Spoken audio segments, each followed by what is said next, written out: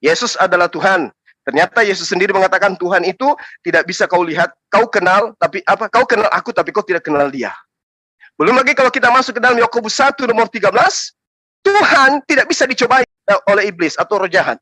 Yesus dicobai. Berarti Yesus sama dengan bukan Tuhan. Tapi dituhankan. Kenapa bisa? Karena logika dimatikan. Yang muncul adalah akal-akalan. Demikian.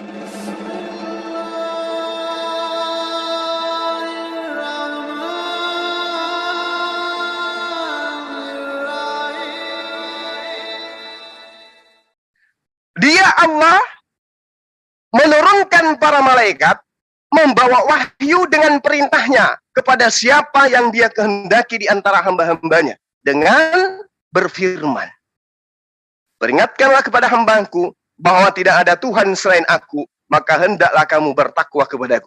Jadi tidak ada jalan pengantar surat dianggap sebagai sumber surat. Ada orang datang, kurir datang ke rumah Anda, membawa paket yang dikirim dari kota lain. Anda memeluk dia karena menganggap bahwa si pengantar paket itulah sumber dari paketnya. Itu logikanya hancur. Ini kita berbicara logika. Ini saya diajak berbicara tentang logika. Makanya saya masuk. Logika dan agama. Jadi Islam itu sekali lagi saya katakan tidak dibangun di atas logika. Islam dibangun di atas dalil, kemudian terkait dengan kebenaran logika. Logika yang merupakan kebenaran absolut. Wa ma kana li basarin ayyukallimuhullahu illa wahyan aw min wara'i. Dan tidak patut bagi seorang manusia bahwa Allah akan berbicara kepadanya illa kecuali dengan perantaraan wahyu, ilham, atau dari belakang tabir dengan mengutus malaikatnya lalu diwahyukannya kepadanya dengan seizinnya apa yang dia kehendaki. Sungguh dia maha tinggi, maha bijaksana. Jadi logika kemudian bermain. Oh, esensi pencipta itu ada. Tapi karena dia bukan makhluk, maka kita tidak bisa melihatnya. Karena dia bukan makhluk. Makanya bertaburan dalil di dalam kitab Anda, Tuhan, Bapa tidak bisa dilihat. Suaranya pun tidak bisa didengarkan. Dialah yang kekal, yang tidak nampak untuk selama-lamanya. Itu dalil di dalam kitab Anda. Jadi ketika kita berbicara mengenai Allah Subhanahu wa taala, disebutkan maha suci di sana, disebutkan maha tinggi di sana karena padanya tidak ada dimensi makhluk yang melekat pada dirinya. Dia maha suci dari itu. Karena itulah kemudian saya katakan kepada saudara, yang kami sembah bukan binatangnya, bukan jejaknya, tapi sumber daripada hewan itu tadi. Ketika kita masuk ke dalam hutan, menemukan jejak, yakinlah bahwa jejak ini ditinggalkan oleh sesuatu. Dan sesuatu ini ada. Tidak mungkin ada jejak kalau tidak ada yang membuatnya. Tidak mungkin ada alam semesta kalau tidak ada yang membuatnya. Nah, terkait dengan Jibril yang Anda pahami tadi, yang Anda sampaikan kepada kami. Kami tahu Al-Quranul Karim seperti yang saya terangkan tadi, itu diwahyukan oleh para nabi. Yunazzilul malaika, diwahyukan kepada para nabi berdasarkan dari apa yang diinstruksikan oleh malaikat yang mereka perintah, yang mereka diperintahkan untuk dia sampaikan. Nah, itu ada di surah Al-Baqarah ayat 79, surah An-Nahl ayat 102, bahwa malaikat Jibril diutus untuk menyampaikan wahyu Al-Quran kepada baginda Rasul Muhammad SAW. Jadi mustahil umat Islam itu menyembah Jibril. Layaknya teman Kristen menyembah Roh Kudus, di mana Roh Kudus itu adalah malaikat, bukan Tuhan. Silakan. Oke, good. Tadi aku tertarik ya, satu ayat tadi yang dari Alkitab yang Zuma sampaikan ya. Kau tidak bisa, kan Yesus berkata tuh, jadi gini ya, konstruksinya begini. Yesus berkata, kau tidak bisa mendengar suaranya, rupanya pun tidak bisa kau lihat. Jadi gini, kalau kita baca satu perikopnya itu, jadi gini, itu Yesus itu berkata kepada orang-orang Farisi dan ahli Taurat yang nggak percaya kepadanya itu Zuma. Jadi itu bukan bicara ke semua orang. Jadi terlebih kepada orang yang menolak dia sebenarnya itu. Ya, jadi biar dipahamin ya maksudnya itu. Ya. Terus yang kedua begini, aku mau tahu menurut Zuma ini esensi itu artinya apa sih sebenarnya? Aku pengen tahu ya. Itu yang kedua. Kalau kau tanya nanti aku esensi dari Allahku, aku bisa jawab. Ya, Bapakku itu esensinya roh itu. Aku bisa jawab. Tapi kalau kau bisa kau jawab nggak? Ya, esensi itu apa sebenarnya Zuma? Ya, terus yang ketiga begini. Konstruksi kitab kalian ya, minta maaf sebelumnya ya. konstruksi kitab kalian perhatiin ya. Pada saat wahyu disampaikan oleh Allah Subhanahu wa taala ya, melalui Jibril kepada baginda Nabi, dia selalu berkata aku cuma. Hati-hati kalian ya, berkata ya. Pada saat dia ngomong itu, konstruksi yang kubangun ya. Konstruksi yang kubangun menurut Qur'annya kalian versiku ya. Catatkanlah aku adalah, artinya ada pengulangan kata itu disampaikan oleh Jibril ke baginda. Kau catat seperti ini ya, aku adalah. Pada saat malaikat Jibril mengulangi perkataan Allah, aku adalah utusan. Artinya, aku di situ sebagai kata ganti Allah itu sendiri, Zuma. Konstruksi kalian begitu, Zuma. Hati-hati kalian. Jadi, kan kalian bilang selalu, Quran itu adalah firman Allah. Ya betul, nggak apa-apa, aku sepakat, aku itu alur kalian. Artinya, semua yang dituliskan di kitab itu adalah omongan Allah. Kalau konstruksinya begitu, kalian maju kena, mundur kena, Zuma. Perhatiin, aku ini Tuhan Allahmu. Siapa yang berkata itu? Allah. Aku ini adalah utusan. Nggak ada dibilang Jibril di situ, dalam kurung Zuma. Ya, artinya pada saat Jibril mengatakan, baginda Nabi, ikro ya, nanti kau catat ya, kasih tahu ke sahabatmu, catatkan di kitab, aku adalah utusan. Pengulangan kata, repetisi kata dari malaikat Jibril adalah perkataan dari Allah sendiri. Artinya, dia utusan kan? Yang utusan itu siapa jadinya jatuhnya? Jadi ini maju kena, mundur kena kalian sebenarnya. Ya, ini minta maaf banget sebenarnya. Kalau kita main logika bahasa cuma. Ya, jadi kalau tadi, aku ini adalah utusan Allah segala macam. Tapi kan Jibril itu menyampaikan perkataan Allah kan itu. Tapi kalian bubui tanda kurung di situ untuk penegasan. Di situ yang buat pemahaman orang umum kan. Tapi kalau makna sebenarnya kan nggak begitu konstruksinya. Apa yang diucapkan Allah disampaikan ke Jibril, Jibril hanya mengulangi, status subjeknya tetap aku dipakainya cuma. Tapi kalian membedakan akunya ini untuk siapa? Untuk baginda, akunya ini untuk posisi Allah, akunya ini untuk Jibril. Itulah masuk eksegesis. Penafsiran kalian di situ. Mufasir lah di situ perangnya. Kan begitu. Tapi kalau kita ya bangun konstruksi awal dari firman Allah yang langsung disampaikan itu, harusnya konstruksinya bukan begitu. Aku yang dibilang di situ adalah mewakili semua sang pencipta kalian. Kan menariknya di situ. Makanya aku bilang logis aku bilang sebenarnya jangan-jangan. Ini minta maaf sebelumnya. Jangan-jangan malaikat Jibril ini sebenarnya yang kalian sembah. Karena apa? Cuma tadi jelas bilang, loh, kalian kalau ada jejaknya, artinya ada penciptanya. Jelas Juma, aku bisa kasih tunjuk. Malaikat Jibril ada jejaknya Juma, walaupun kan nggak bisa lihat Juma. Tapi ada jejak langkahnya di Gua Hira. Itu ditunjukkan oleh baginda Nabi. Kalau itu real. Kalau itu logis. Tapi kalau Allah, jejaknya alam semesta, kau bilang Juma. Tahu dari mana kau? Kalau bukan malaikat yang ciptakan itu. Kau dia nggak bisa lihat malaikat kok. Tapi aku bisa kasih tunjuk Juma, malaikat itu ada jejak langkahnya loh. Loh, kau tahu dari mana Ginting? Itu baginda Nabi ngomong kok. Pada saat dia sendiri di Gua Hira, dia kasih tunjuk ke sahabatnya tuh. Itu jejak langkahnya, itu ada bara apinya. Artinya, aku ada komunikasi dengan malaikat pada saat itu. Tapi sahabatnya nggak pernah lihat sampai sekarang. Siapa yang pernah lihat malaikat Juma? Apa esensi malaikat? Coba aku tanya kau, apa esensi malaikat? Bisa nggak kau lihat itu? Kau bilang dari cahaya. Ya kita pilih memang cahaya. Bisa nggak kau artikan cahaya yang sekarang ini malaikat ini? Kan nggak juga. Jadi apa pembedanya? Esensi antara malaikat dengan Allahmu. Silakan. Oke, baik. Jadi tadi pagi itu kebetulan saya jadi pembina upacara. Saya membacakan pidato Menteri BUMN di hadapan audiens upacara tadi pagi. Saya membacakan apa yang kemudian Menteri BUMN itu uraikan di dalam pidatonya, dan saya yang membacakan. Staf saya adalah sedeng ketika dia menganggap saya Menteri BUMN.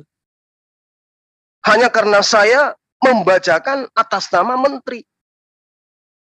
Begitu juga orang yang menganggap Jibril sebagai Allah, mohon maaf saya harus katakan bahwa pasti pagan. Karena menginginkan Tuhan itu sama seperti makhluk. Nah, kemudian ketika Anda membangun narasi, oh itu dalam kurung, tunggu dulu. Ini Al-Quran coy. Bukan kitab terjemah. Apa yang diterangkan oleh Al-Quran? Kul man kana aduwwal li Jibril. Nyebut nama. Indikasi pekerjaannya apa? Fa innahu nazzalahu ala kalbika biizni siapa? Allah. Dengan izin Allah. Malaikat Jibril datang kepada Rasulullah Muhammad SAW menyampaikan Al-Quran dengan izin Allah. Berarti yang datang kepada dia adalah malaikat Jibril. Di dalam surah An-Nahl diterangkan dalam ayat 102.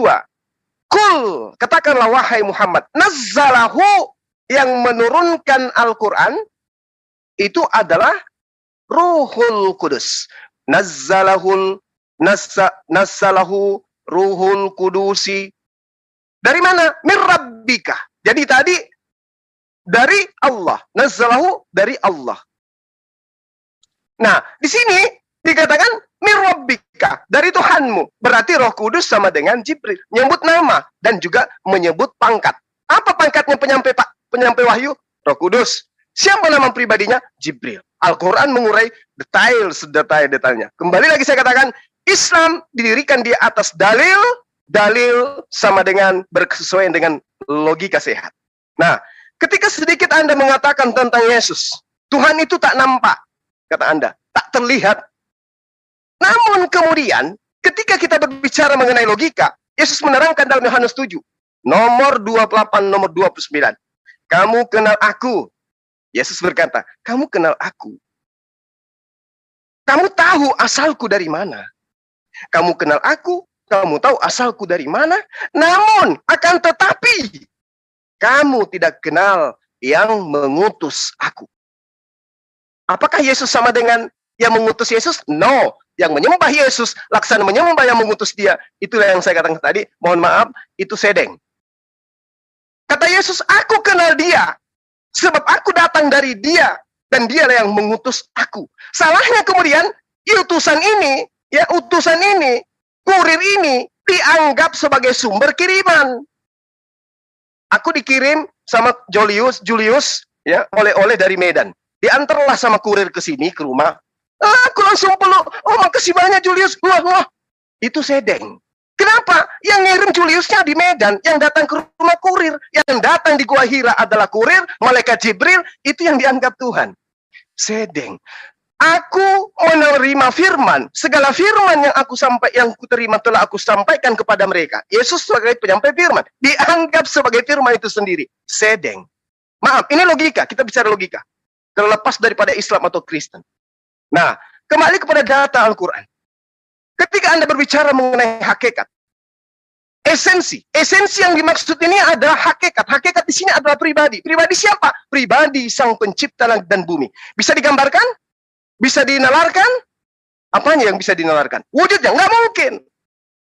Nggak mungkin. Akal tidak bisa kita logikakan dan kita bentuk wujudnya. Angin tidak bisa kita logikakan dan kita bentuk wujudnya. Tapi dia makhluk. Bagaimana dia yang menciptakan semua itu? Kita mampu melogikakan? Nggak mungkin. Untuk melihat jarak pandang lebih dari 20 km dari mata kita ini saja nggak bisa. Apalagi Allah pencipta langit dan bumi. Nggak bisa. Tapi keberadaannya kemudian, itu bisa kita temukan. Di mana? Di kitab suci. Di akal sehat. Di narasi yang dibangun secara absolut. Akal dan wahyu. Bukan akal-akalan. Jadi ketika saudara mengatakan kepada saya, apa bedanya malaikat Jibril dengan Allah? Beda. Satu utusan, satu pengutus. Satu makhluk yang dicipta dari cahaya, satunya adalah pencipta dari segala makhluk. Nah, lalu bagaimana mengenal dia? Cukup kita kenal sifat-sifatnya. Dia al-wujud, dia wajib ada. Al-qidam, dia terdahulu, tak ada yang mengawali. Al-baqa, dia kekal. Mukallafatul, dikatakan bahwa tidak serupa dengan apapun. Laisa kamitslihi syai'. Tidak ada yang serupa dengan dia. Nah, kalau akal manusia ingin menggambarkan sesuatu yang tidak serupa dengan apapun, kayak mana itu ceritanya? Nggak bisa. Nah, apakah kemudian sesuatu yang tidak bisa kita gambarkan itu tidak ada? Tentu saja ada. Contoh, secara logika nih, secara logika. Ketika kemudian Nabi Musa diceritakan di dalam kitab terjemah milik teman Kristen dan juga di dalam Al-Quran. Bagaimana kemudian Nabi Musa menerima pewahyuan dan di situ diterangkan melihat api. Di dalam kitab Anda melihat api. di dalam kitab Al-Quran melihat api. Apakah kemudian karena kita tidak melihat api, lantas kemudian kita mengatakan itu tidak pernah terjadi? Tentu, sebagai orang yang percaya, kita yakin secara logika, ini pernah terjadi. Itulah iman. Alam semesta ini tidak bisa kita melihat penciptanya, tapi kita percaya dia ada. Itulah iman. Makanya orang beragama, orang beriman. Tidak semuanya yang ada di dalam apa yang kita imani harus sejalan dan selaras dengan logika yang panca indera kita bisa raba, bisa lihat, bisa rasakan. Tidak. Itu makanya aku bilang di awal, Islam didirikan di atas pondasi dalil, bukan di atas pondasi akal, logika. Tapi kemudian dalil demi dalil itu akan searah dengan logika. Berbeda dengan agama Anda. Dia di atas akal-akalan karena didukung oleh dalil yang tidak berkesesuaian dengan akal. Itu fakta. Tadi Yesus adalah Tuhan. Ternyata Yesus sendiri mengatakan Tuhan itu tidak bisa kau lihat, kau kenal, tapi apa? Kau kenal aku, tapi kau tidak kenal dia. Belum lagi kalau kita masuk ke dalam Yakobus 1 nomor 13, Tuhan tidak bisa dicobai oleh oleh iblis atau roh jahat. Yesus dicobai. Berarti Yesus sama dengan bukan Tuhan. Tapi dituhankan. Kenapa bisa? Karena logika dimatikan. Yang muncul adalah akal-akalan. Demikian. Oke, good. Thank you, Juma. Jadi bagus ya. Jadi gini, pada saat Juma tadi bilang, Tuhan tidak bisa dicobai. Memang betul, Juma. Pada saat Yesus dicobai di padang gurun, itu kemanusiaannya, Juma. Jangan kau lupa. Ada dui natur di situ. Kau mungkin udah paham itu. Ya. Jadi yang menariknya begini, Juma. Kalau tadi kau bilang ya, angin emang bisa kau lihat. Nggak bisa kulihat, tapi bisa kurasakan, Juma. Dan bisa kuraikan secara kimiawi. Angin itu udara yang bergerak, Juma. Di udara itu ada gas, biar kau tahu. Ada senyawa, ada unsur kimia di situ. Ya, ada CO2. Ada H2O, uap air, Juma. Makanya kau bisa bernapas kau. Ya, itu yang dipakai sama tanaman sehingga dia keluarlah dia O2. Yang kau hirup itu, Juma. Kalau itu bisa kuterangkan secara kimiawi, kita main logika bisa di situ, Juma. Makanya aku bilang menarik.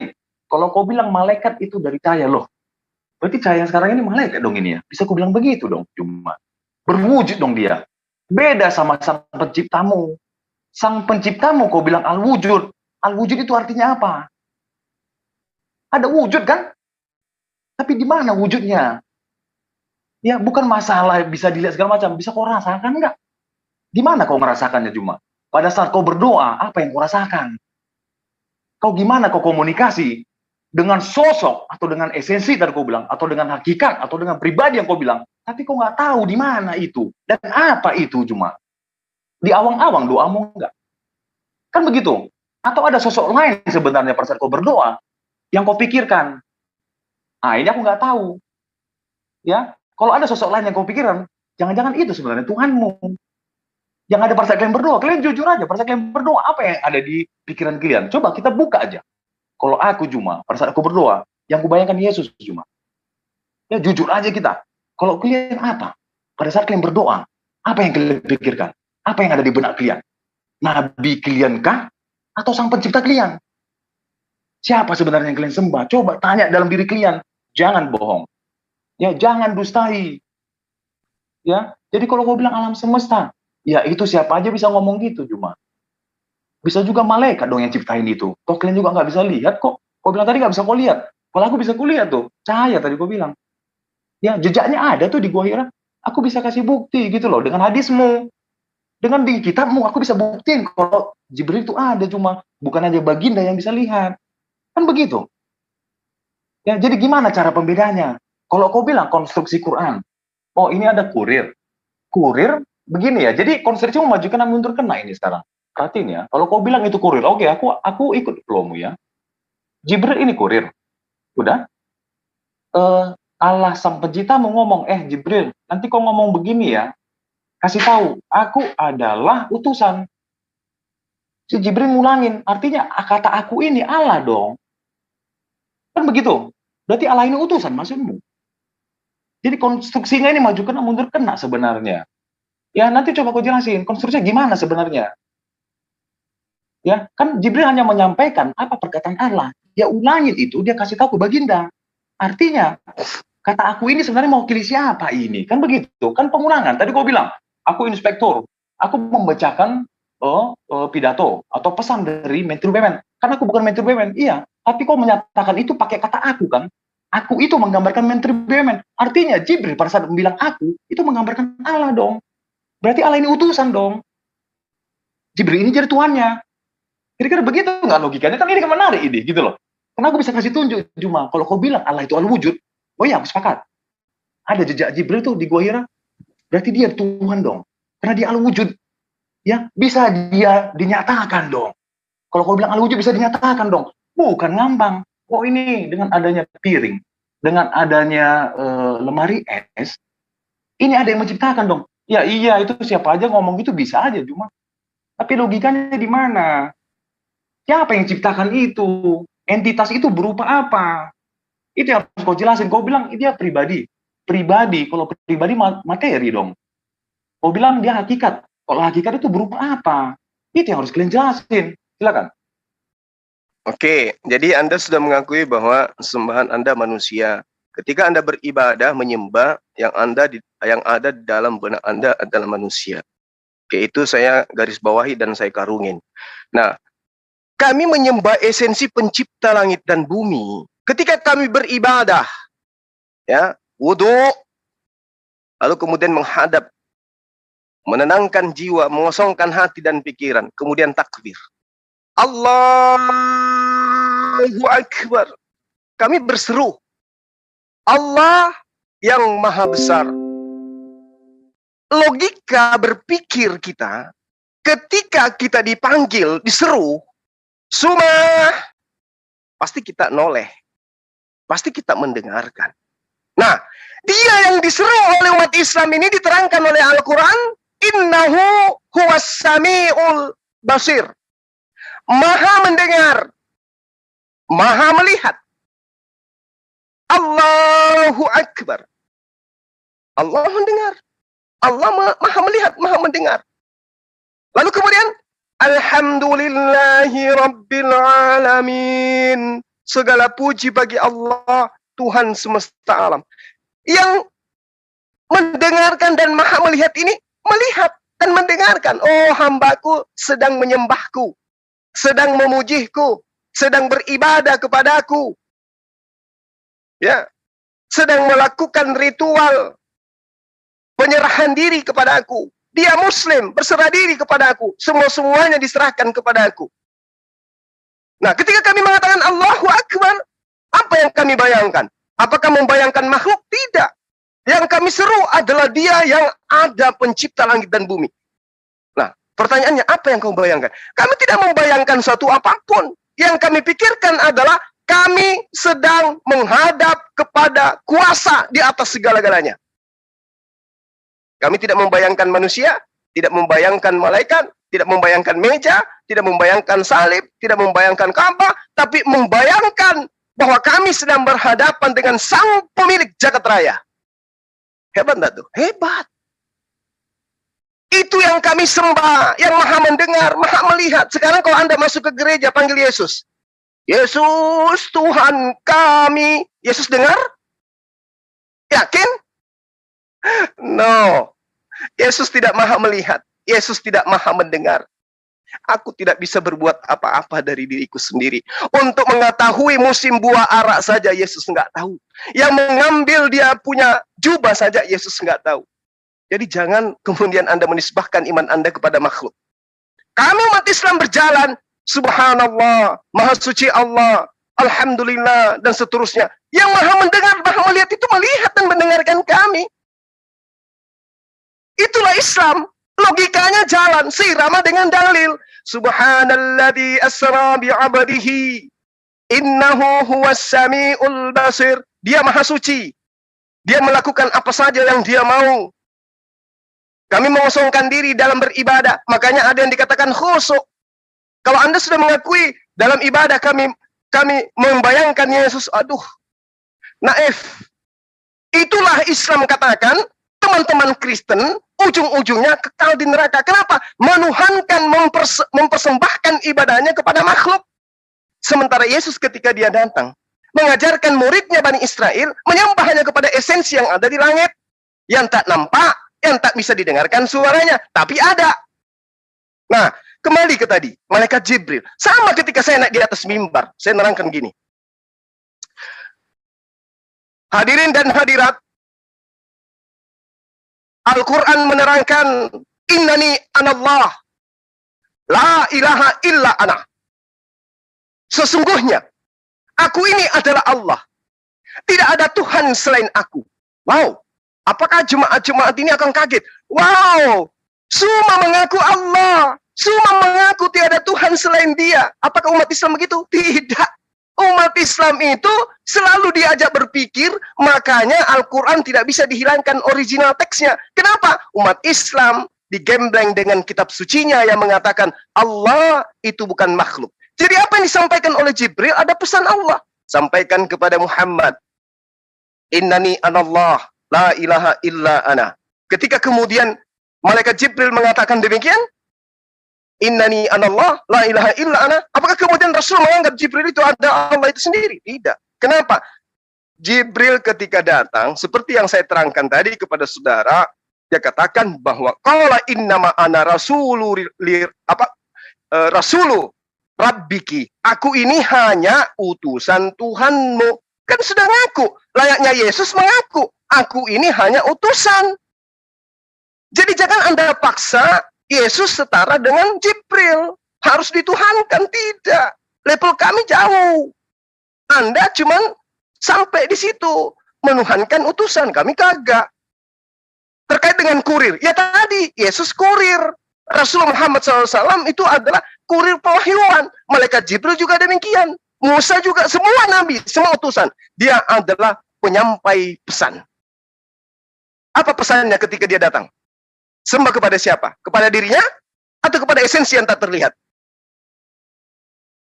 Sembah kepada dia yang telah mengutus utusannya. Itu yang perlu saudara pahami. Jadi sekali lagi saya katakan, silahkan Anda beribadah dengan membayangkan anak Maria. Kami membayangkan pencipta alam semesta yang begitu maha besar, maha dahsyat, yang tidak bisa digambarkan dengan dimensi makhluk. Demikian. Ya, good. Gini ya, ada 2 poin yang menarik dari Juma ya. Jadi gini, perhatiin ya. Pada saat tadi Juma bangun konstruksi Quran ya, dengan dia mengilustrasikan, dia membacakan pidato dari Menteri BUMN. Aku adalah Menteri BUMN. Begini Juma. Kalau kita pakai konstruksi yang sama, ini kita main logik ya. Kalau kita pakai konstruksi yang sama dengan pada saat Jibril, dia bilang, aku adalah utusan. Artinya Juma, perkataan Jibril itu adalah mewakili Allah itu. Kau maju kena, mundur kena di sini posisimu. Ya, aku minta maaf sebelumnya ya. Kan Jibril tadi kau bilang hanya menyampaikan pesan. Sama seperti kau pada saat membacakan pidato Juma. Kata aku yang kau bikin, ya, itu menunjuk ke Menteri BUMN. Ya, artinya Jibril, kata aku yang dikasih tahu Jibril, aku adalah utusan Allahmu. Artinya aku ini menggantikan Allah. Jadi kau mendampol dirimu sendiri. Masa kau bilang Allahmu utusan? Kalau Allahmu utusan artinya Jibril dong Tuhanmu. Kan logikanya begitu cuma. Yang kedua, masalah beribadah. Begini. Ya sering ku dengar ya narasi dari teman-teman dan aku nggak ada masalah. Gimana kalian ya menggambarkan Allah kalian? Ya udah, kami lihat ciptaannya. Sungguh besar ciptaannya. Sungguh mulia ciptaannya. Artinya, pada saat kalian beribadah, kalian membayangkan ciptaannya dong. Kan ngambang kalian bilang. Kan kalian bilang Allah kalian nggak berwujud. Artinya, kalau kau bilang Allahu Akbar, kau membayangkan sungguh besarnya kuasa Allah. Sungguh besarnya kuasa Allah akan diwakili dengan ciptaan. Artinya kau membayangkan meja dong pada saat itu. Meja ini ya penciptanya, wah luar biasa. Tapi di benakmu itu meja itu dulu yang kau bayangkan. Karena apa? Karena Allahmu nggak ada wujudnya seperti yang kau bilang cuma. Ya, esensi juga kau nggak bisa jelasin apa itu esensi. Kalau aku bisa cuma. Ya, esensi Bapakku apa? Roh cuma. Jelas kalau di kami. Kalau kalian esensinya apa sih? Esensi itu apa sih? Hakikat itu apa sih sebenarnya? Ya, kalau aku bilang esensi dan hakikat berbeda cuma. Di sini kita letaknya. Makanya dibilang trinitas. Ya, entitas. Kalau kau bilang pribadi masuk ke entitas lah itu cuma. Ya, tapi kalau kau bilang hakikat, beda. Itu kemuliaan, kekuasaan, keberadaan. Itu hakikat. Ya, makanya aku mau tanya, entitas menurut itu apa sih cuma? Pada saat kau bilang Allahu Akbar, nyun sewu, apa yang ada di benakmu cuma? Oh, aku membayangkan betapa besarnya alam semesta ini. Artinya, yang terbayang di benakmu alam semesta, ciptaannya dong. Pada saat kau melihat ciptaannya, berarti kau ingat Allah. Artinya, kau jadikanlah ciptaan ini sebagai mediator, kan? Pagan kali kau di situ. Kalau gitu, kawan. Masa kau harus membayangkan dulu ciptaannya baru bisa kau lihat sang pencipta. Artinya kau memagankan, mencakrakan dulu ciptaan dia. Itu namanya pagan cuma. Berarti malu. Kau sebenarnya yang menyembah malu kalau begitu, kawan. Makanya, coba teman-teman, ya, ini minta maaf sebelumnya. Coba kalian renungkan dengan dalam lah. Ya, kita ngajak jujur di dalam diri kalian. Pada saat kalian beribadah, sebenarnya siapa yang kalian bayangkan? Karena Allah kalian bilang nggak berwujud, kawan. Nggak bisa kalian bayangkan dia. Apakah ciptaannya seperti kata Juma tadi? Kalau gitu udah pagan kalian. Apakah baginda Nabi yang kalian bayangkan? Oh, itu makhluk, berarti dia Tuhanmu. Kau sembah dia dong. Kan begitu. Silakan Juma, terima kasih. Oke, baik. Makasih. Jadi gini, ketika Anda mengatakan esensi Tuhan Anda adalah roh, itu udah final tadi. Memperparah daripada Tuhan Anda yang Anda bayangkan. Itu makhluk berupa daging, anak manusia. Ditambah lagi roh. Itu lebih parah lagi tuh. Ternyata Tuhan Anda adalah roh. Di mana roh itu adalah makhluk.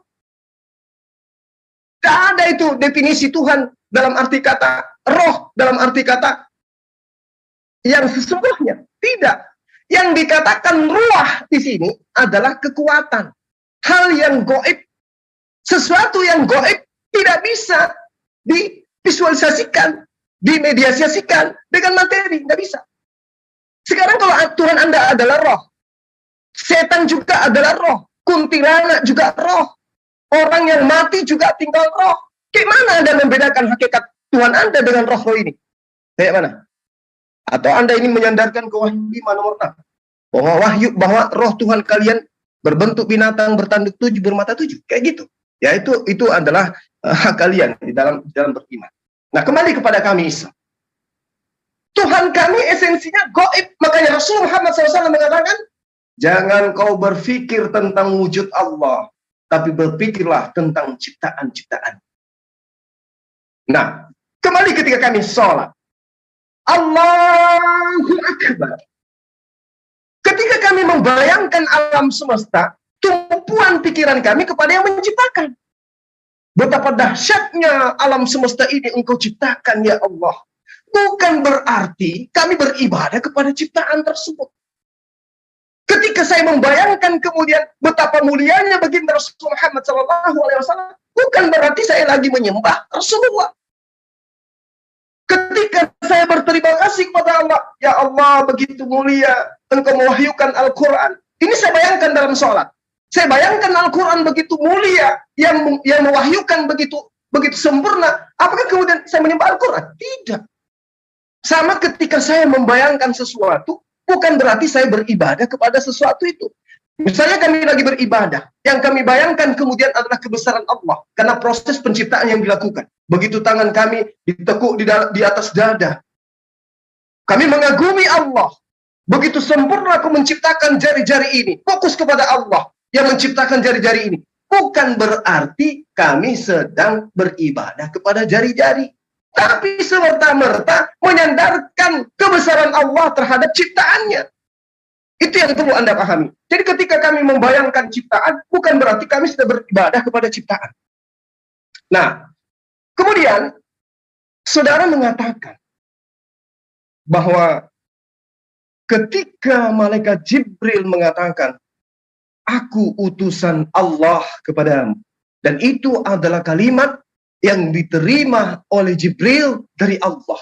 Berarti yang utusan di sini adalah Allah. Nah, inilah yang saya katakan, Al-Quran Islam itu dibangun di atas pondasi dalil dikuatkan dan diterima dan disinkronkan dengan akal sehat dan tidak bertentangan. Contoh logika sederhana. Saya memerintahkan staf saya bernama Bom-Bom ke Papua. Bom-Bom sampaikan ke gubernur di sana bahwa engkau adalah utusanku, utusan Suma. Engkau adalah utusanku. Begitu sampai di sana, Bom-Bom sampaikan ke gubernur. Pak Gubernur, saya adalah utusan Suma. Nah, apakah kemudian dia itu adalah aku adalah dia? Tentu tidak.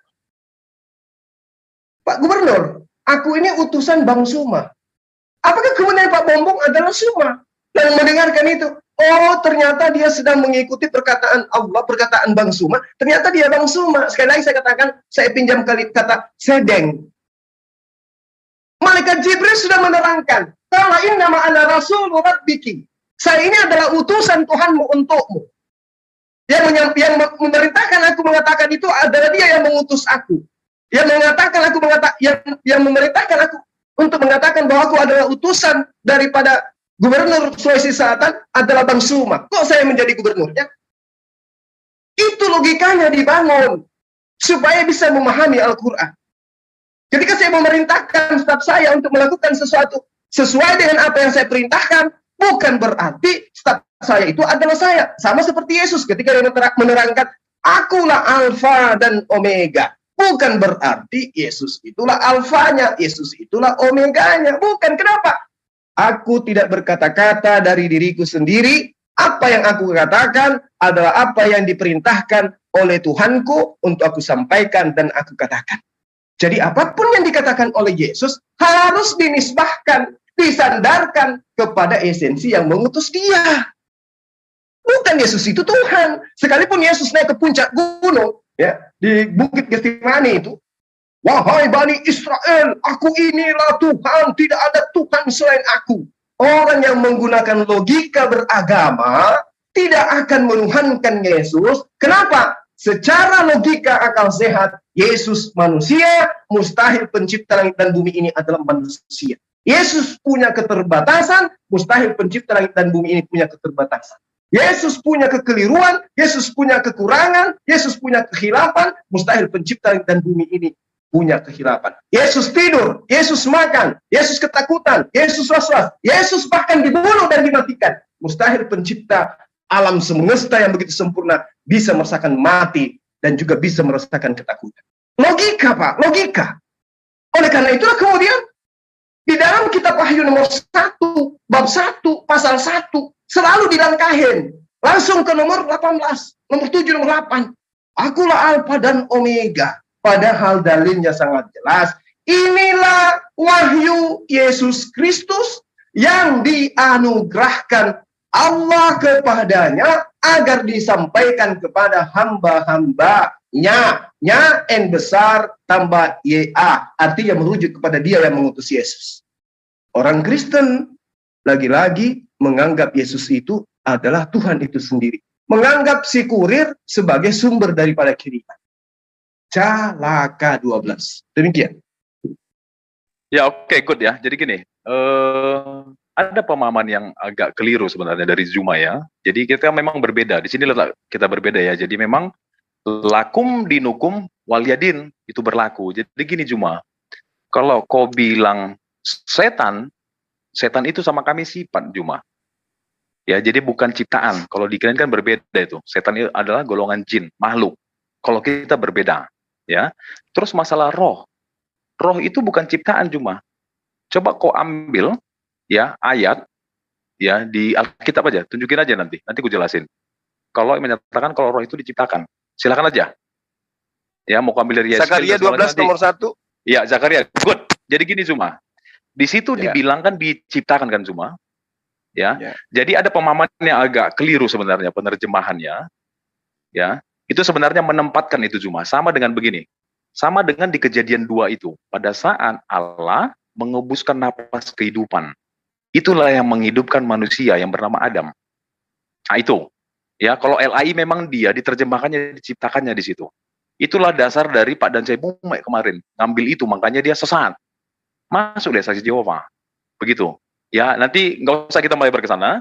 Aku coba fokus lagi yang di sini ya. Jadi gini, ada konstruksi yang sifatnya kalian ini sebenarnya maju kena mundur kena. Aku minta maaf sebelumnya. Jadi gini, pada saat tadi kau bilang kau memerintahkan bom-bom ke Papua, ya, dia bilang aku adalah utusan, betul Juma. Sekarang ku tanya, apakah pada saat malaikat Jibril ketemu sama Baginda, dia sudah ada diskusi dulu pada saat itu? Baginda Nabi, ini aku utusannya, yang nanti ayat yang ini, aku adalah Tuhan Allahmu, bukan aku itu maksudnya ya, tapi itu Sang Pencipta. Kalau aku adalah utusan, akunya itu maksudnya aku, Jibril ya. Apakah memang ada komunikasi seperti itu? Kalian bisa bicara begitu saat ini, karena sudah ditafsirkan oleh mufasir. Itu namanya iman. Itu namanya dogma Zuma. Coba kau ini ya, gelasmu coba kosongin aja. Gelasmu kosongin ya. Ya, jauhkan dulu imanmu. Sekarang aku tanya, dengan kondisi kau yang sama pada saat kau pidato, ya mewakili aku yang disematkan ke Menteri BUMN, ya hilangkan imanmu dulu. Aku di situ berarti mewakili siapa? Mewakili Menteri BUMN cuma. Kalau ku pakai logika yang sama, ya, kau kosongkan gelasmu dulu. Kalau ku pakai logika yang sama, artinya malaikat Jibril mengatakan, aku adalah utusan, akunya itu mewakili Sang Pencipta. Ya, ku ambil logika yang lain. Ada suatu ayat yang dia katakan, aku bersumpah dengan Tuhan Sang Pencipta, atau demi Tuhan Sang Pencipta. Akunya itu menunjukkan Allah Sang Pencipta. Cuma ini makanya gue bilang, maju kena, mundur kena. Pada saat malaikat Jibril membilang, aku bersumpah dengan Tuhan yang mencipta segala macam, apakah akunya itu sama dengan Jibril? Ini logika terbalik, makanya aku bilang kan maju kena, mundur kena. Ya, pertanyaanku, pada saat malaikat Jibril bertemu dengan Baginda Nabi, apakah sudah ada diskusi di awal? Baginda Nabi, ini aku ini cuma utusan ya, jadi apapun yang ku bilang nanti, kau harus lihat konteksnya ya. Kawan, Nabi itu umi kawan. Baca tulis saja nggak bisa. Gimana dia mau analisis? Gimana letaknya? Kan begitu. Gimana dia membedakan? Kalau dibilang malaikat Jibril, nanti ada yang Sang Pencipta ya. Loh, kalau aku logika sederhana, yang mana orangnya? Yang mana sosoknya yang kau bilang itu kawan? Cuman kita berdua kok ada di sini. Cuman kau yang kulihat sampai kau dekap erat aku. Ya, sampai kau dekap erat, ketakutan aku melihat kau. Karena aku bisa lihat kau. Tapi yang satu itu gimana? Apakah aku iya-iya saja? Kan begitu. Jadi coba pakai logika, ya dua logika cuma. Yang pada saat kau pidato, ya aku itu oke lah. Aku itu menunjukkan Allah. Yang mewakili, malaikat Jibril mewakili. Kata akunya yang dia sebutkan, yang kalian catat di kitab kalian, itu berarti Allah. Tapi pada saat yang sama, aku bersumpah dengan Tuhanmu. Aku inilah Tuhan Allahmu. Kalau kita pakai logika yang sama, artinya Jibril dong itu. Kan begitu cuma. Nah ini kan menarik ini. Ya, jadi kalau aku bilang, ya minta maaf sebelumnya. Maju kena, mundur kena kawan. Ya mau manapun kalian pilih, ya agak blunder juga sih. Cuman ya gimana, itu kondisinya gitu. Kau bisa bicara sekarang cuma karena gelasmu udah terisi. Dogmamu sudah masuk cuma. Coba kosongkan dogmamu deh. Kita main logika yang sama, coba pakai. Karena kalian bilang. Saya belum menyentuh keyakinan Anda sebentar. Ya, tentang logika. Ya, sebentar. Islam. Ya, sebentar. Karena kalian bilang, aku nggak apa-apa ngikut ya. Al-Quran berisi firman Allah langsung. Nggak apa-apa. Aku salam hormat aku sama kalian. Artinya perkataan Allah semua itu. Kalau kau kosongkan gelasmu cuma, artinya kata aku di situ, itu mewakili siapa sebenarnya? Sementara Baginda nggak pernah lihat kok Allahnya. Kalau di kami jelas cuma ada kasus Teofani, Nabi-Nabi banyak yang berbicara langsung cuma. Kalau Baginda Nabi pernah nggak? Tahu nggak dia sebenarnya siapa Allah SWT itu cuma? Silakan. Oke, baik. Jadi lagi-lagi Anda ingin menyeret kita umat Islam ini menjadi pagan yang Tuhan itu harus nampak seperti manusia. Siapa Allah? Oh, dia ternyata yang bertanduk 7, bermata 7, seperti anak domba yang sudah digorok. Oh, nggak bisa. Maaf. Tuhan tidak mensifati itu. Oke, nggak apa-apa. Keterbatasan Anda saya maklumi. Jadi gini. Ketika malaikat Jibril datang kepada baginda Rasul Muhammad SAW, apa yang diterangkan kemudian? Dia tidak memperkenalkan diri. Aku adalah Jibril. Aku adalah utusan Tuhanmu. Betul, dia tidak memperkenalkan diri seperti itu. Kenapa? Karena sifatnya dia datang untuk menyatakan firman Allah. Tidak boleh berkata-kata dari dirinya. Semata-mata harus berkata sesuai dengan apa yang diperintahkan oleh Tuhannya. Oke? Harus dipahami dulu itu.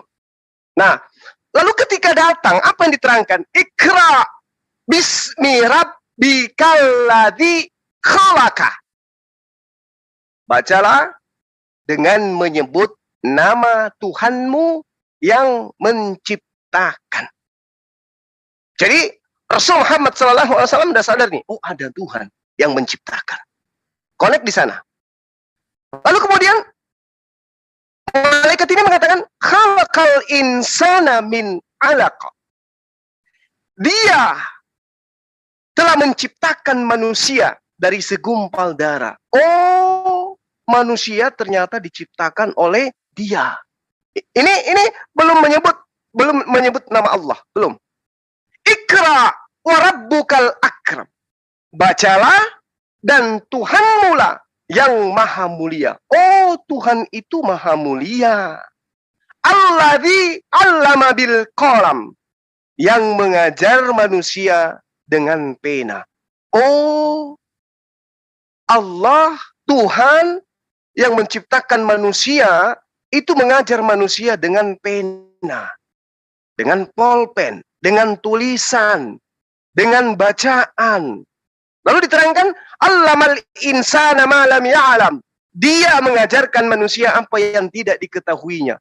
Oh, Tuhan itu mengajarkan manusia apa yang tidak diketahuinya. Kalla innal insana layatgha, dan seterusnya dan seterusnya. Ya, itu diterangkan kemudian. Jadi Rasulullah setelah mendengarkan pemberitaan itu, seketika dia datang kepada istrinya. Aku didatangi sosok makhluk. Dia menerangkan kepada saya. Itu makhluk apa? Dia tidak menyebutkan dirinya. Dia seketika mengatakan, Ikra bismi rabbikal ladzi khalaq. Dia memerintahkan aku membaca, mengikuti, dan juga menyebut nama Tuhan yang menciptakan. Nah, lalu kemudian Khadijah membawa beliau kepada ahli kitab yang mengerti tentang kenabian, mengerti tentang nubuatan, yang bisa bahasa Ibrani, bahasa Yunani, dan seterusnya. Dibawalah dia ke Warakah sebagai ahli kitab. Dia adalah rahib, dia adalah imam, dia adalah rabi. Katakan, dia bertemu dengan sosok seperti ini, seperti ini. Apa yang dikatakan oleh Warakah? Oh, dia adalah Namus yang pernah datang kepada Nabi Musa alaihissalam. Apakah Rasulullah Muhammad SAW seketika itu percaya? Tidak. Berbeda dengan penulis-penulis kitab Anda. Wow, langsung andaikan datang kepada Lukas malaikat ini, catat cepat. Aku ini Rasul. Baginda tidak demikian. Bahkan Baginda itu terheran-heran dan kurang yakin. Tidak percaya dia, bingung dia. Ini apa terjadi dengan saya? Membuktikan bahwa beliau benar-benar orang yang dipilih oleh Allah. Apa pembuktiannya? 23 tahun kurang lebih dia dibimbing oleh malaikat Jibril. Bukan cuma sekali. Sehingga di dalam hadis diterangkan ketika Rasulullah Muhammad SAW duduk bersama dengan sahabatnya, tiba-tiba ada seorang laki-laki datang menggunakan pakaian yang berwarna putih dan berambut sangat hitam. Beliau datang, kemudian laki-laki tersebut bertanya kepada Rasulullah tentang Islam, tentang iman, dan tentang ihsan. Setelah selesai tanya jawab itu, Rasulullah bertanya kepada para sahabat, apakah kalian semua tahu siapa yang barusan datang ini? Rasulullah mengatakan, kami nggak tahu, kamulah yang tahu, ya Rasulullah. Beliau adalah malaikat Jibril yang selama ini mewahyukan Quran kepada aku. Itu yang perlu Anda pahami. Jadi kalau teopani yang Anda maksud itu teopani yang kayak mana? Pernyataan Tuhan kepada para nabinya, Anda katakan teopani, itu adalah penglihatan para nabi tentang konsep Tuhan mewahyukan sesuatu kepada mereka. Bukan Tuhan yang nusul menjadi api, bukan Tuhan yang menjadi awan, bukan Tuhan yang menjadi menjadi manusia, bukan. Tapi penglihatan seorang nabi yang datang kepada Nabi tersebut, di mana itu adalah pernyataan pencipta langit dan bumi kepada mereka. Itu yang perlu saudara pahami. Ya, jadi sekali lagi saya katakan bahwa ketika Anda mengatakan maju kena mundur kena, tidak ada itu. Pola kami sudah jelas. Ketika Anda mengatakan gelas Anda sudah penuh, yes, Al-Quran datang dengan pemberitaan yang sangat jelas, mengajarkan manusia dengan pena. Makanya coba kita lihat pembuktian daripada dalil ini. Orang menjadi profesor karena pena. Orang menjadi dokter karena pena. Orang menjadi ini karena pena. Menjadi ini karena pena. Pena. Mengajarkan manusia menemukan listrik dengan pena. Mengajarkan manusia menemukan handphone dengan pena. Semua apa yang ditemukan oleh manusia tentu dengan cara belajar. Apa pena itu? Maksudnya perantaraan pikiran, logika, berpikir. Makanya dikatakan ikra. Baca dengan pikiranmu, baca dengan perasaanmu, baca dengan rasa yang kau punya, dan seterusnya.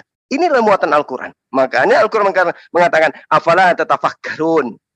Mengapa engkau tidak berpikir? Apakah kalian tidak menggunakan logika? Jadi begitu sahabatku, ya.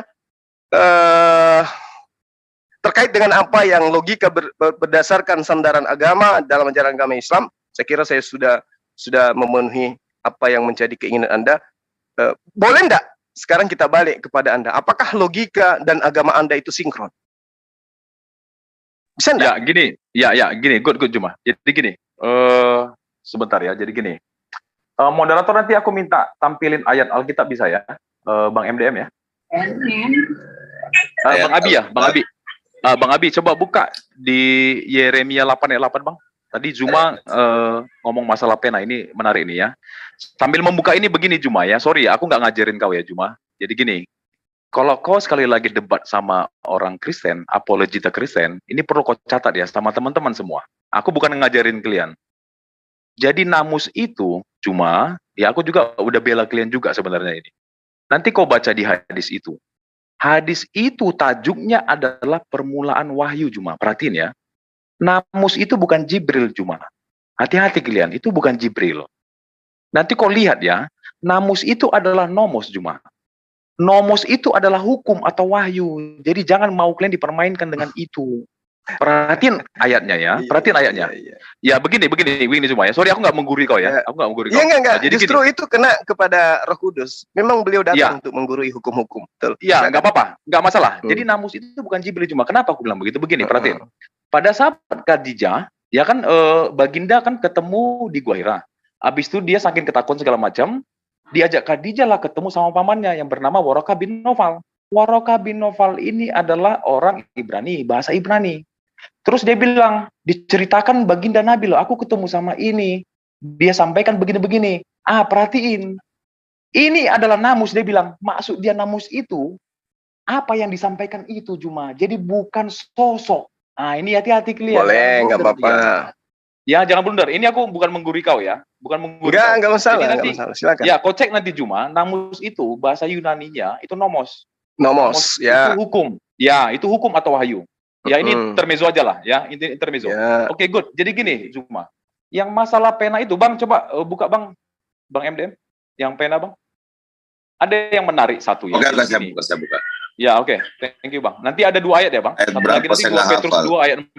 Ya, 2 Petrus 2 ayat 4. Perhatiin ya, Juma. Tadi kau bilang masalah ayat pena. Berapa? Kutipan berapa? Yeremia, Bang. Yeremia 8 ayat 8. Ini kata kunci. Ya, kalian perhatiin ya, buat teman-teman ya yang muslim lah, ini kalian jadi bahan pemikiran kalian. Tadi Zuma berulang-ulang masalah pena. Oh, ada penemuan ini, ya pena. Hati-hati kalian. Kita baca ayat ini dengan jeli. Karena ada nubuat di kami tentang pena itu sendiri, bukan nggak ada. Jadi kulihat ini adalah benang merah sebenarnya yang perlu kalian pikirkan dengan matang-matang. Oke. Ya? Ada namanya pena palsu di sini. Coba buka, Bang. Ginting yang mana Yeremia nih? Yeremia 8 ayat 8, Bang. Perjanjian lama, Bang. Perjanjian lama. Oh, ini dia ya. Ayat 8. Ya, Yeremia 8 ayat 8. Biar aku terangin ya, Bang. Jadi aku minta maaf Taurat sama kalian ya. Dipalsukan itu loh, Bang. Nggak apa-apa. Yang penting Anda Ya, nggak tahan apa-apa, banting, nggak masalah. Oh, siap. Oke. Iya, itu aja sih. Oke, good. Ya, jadi gini ya, aku minta maaf dulu ya, aku bacakan ya. Ya. Bagaimanakah kamu berani berkata, ini perhatiin kalian, bagaimanakah kamu berani berkata, kami ini bijaksana kawan, dan kami mempunyai Taurat Tuhan. Hati-hati kalian. Kalian punya Taurat Tuhan nggak? Kalian tahu nggak Taurat Tuhan apa? Kalian laksanakan nggak? Kan begitu kawan. Ini menarik. Ya. Sesungguhnya, perhatiin, sesungguhnya pena palsu, penyurat sudah membuatnya menjadi bohong. Hati-hati kalian dengan pena palsu. Ya. Jadi kalau kalian bilang kalian punya pena asli, bentar dulu kawan. Kita tanya dulu ke moyangnya. Orang Yahudi. Kalian menjalankan Taurat Tuhan apa enggak sih? Kan begitu. Kalian jawab di pribadi kalian masing-masing. Kalian renungkan malam ini. Mudah-mudahan Roh Kudus menjamah kalian. Bang, buka satu lagi bang. 2 Petrus 2 ayat 4 bang. Kamu adalah manusia paling baik. Kang Abi, noise-nya dikecilin dulu Kang Abi. 2 Petrus 2 ayat 4. Ini tentang malaikat bang, ngeri bang. Ya, kalian kalau nggak siap, pegangan tiang listrik dulu lah. Ini kusarankan ya, agak ngeri-ngeri sedap ini kali ini. Biar tahu kalian, kan begitu. Siapa itu malaikat itu? Siapa iblis itu kawan? Ngeri kawan.